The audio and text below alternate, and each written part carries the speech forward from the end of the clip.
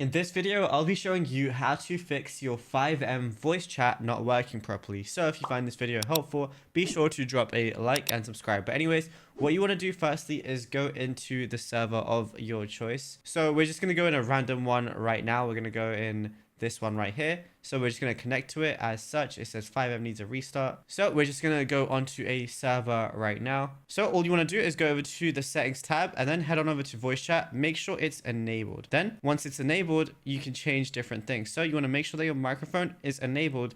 And then you want to make sure your input device is actually your microphone that you're using on your Windows PC. So all you got to do is just enable that. Then just make sure voice chat mic is on as such.